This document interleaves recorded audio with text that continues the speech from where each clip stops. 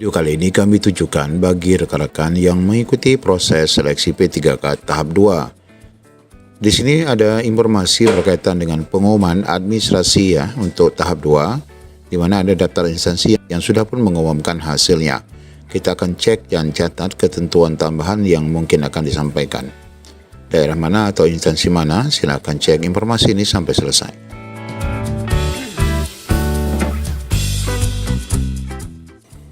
Ya, sebenarnya Bapak Ibu, sesuai dengan lini masa terbaru setelah perpanjangan ketiga kali, seksi administrasi ini nanti akan berlanjut sampai dengan 8 Februari 2025.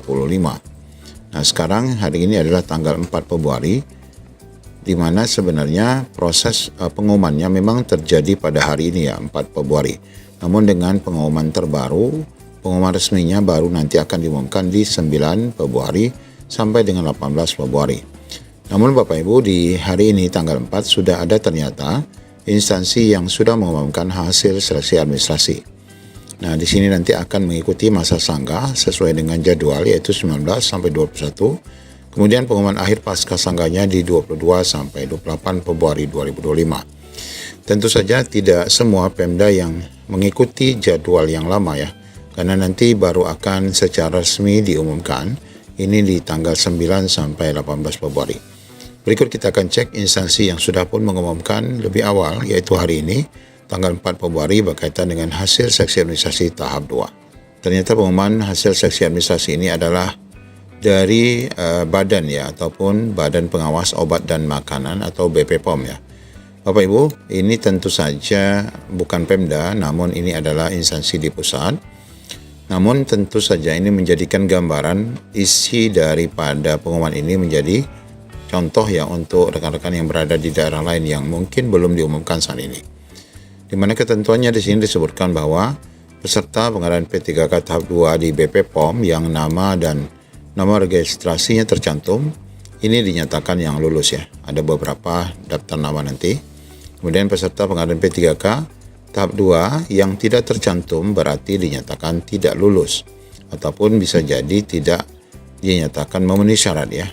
Ataupun dinyatakan TMS terkait daftar hasil seleksi administrasinya. Nah, kemudian bagi peserta yang dinyatakan TMS ini dapat mengajukan sanggah ya Bapak Ibu, mulai tanggal 19 sampai 21 Februari 2025. Nah, jadwal sanggahnya ini disesuaikan dengan jadwal lini masa terbaru ya. Kemudian sanggahan sebagaimana dimaksud pada poin 3 itu tidak diperkenankan untuk menambah informasi, mengubah, memperbaiki dokumen, mengunggah ulang dokumen, atau memperbaharui dokumen apapun. Sebagaimana kita pahami bahwa untuk sanggahan ini adalah menyanggah jika memang instansi yang melakukan kesalahan.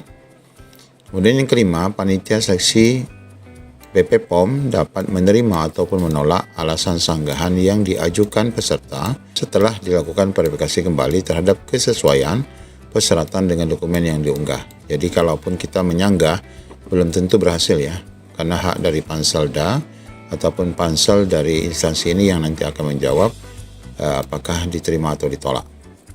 Nah, pengumuman akhirnya ini juga sudah menggunakan lini masa terbaru, yaitu di 22 sampai 28 Februari. Kemudian bagi rekan-rekan yang dinyatakan lulus seleksi administrasi nanti diperkenankan dapat mengikuti ujian CAT ya, CAT PKN. Nanti ini akan dilaksanakan sekitar bulan April. Kemudian peserta seleksi yang berhak mengikuti seleksi kompetensi tes pada angka 7 adalah yang dinyatakan lulus seleksi administrasi pada pengumuman ini. Dan dalam hal terdapat perubahan terhadap pengumuman ini berdasarkan sanggahan peserta nanti, maka nanti akan mengacu pada pengumuman pasca sanggah.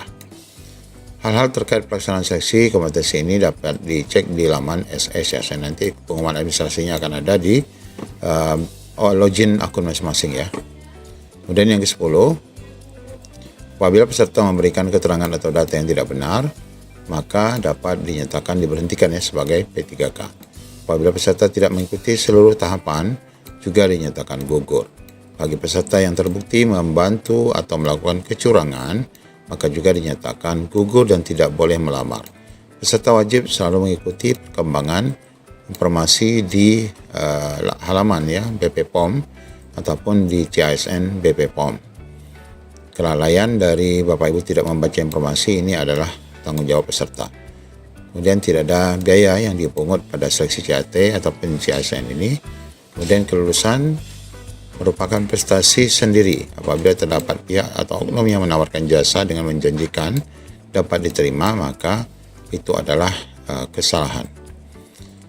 Keputusan seleksi di BP POM bersifat mutlak dan tidak dapat diganggu gugat. Nah, di bawah ini ada daftar nama ya, yang kita bisa cek nanti rekan-rekan. Kami akan selipkan pengumuman ini di kolom deskripsi atau rekan-rekan dapat mengakses di laman BP POM ya untuk mendapatkan informasi ini. Ada sekitar 184 orang yang dinyatakan lulus pada seleksi administrasi tahap 2 P3K di Badan POM ataupun BP POM yang berpusat di Jakarta. Demikian informasi yang dapat kami sampaikan. Assalamualaikum warahmatullahi wabarakatuh.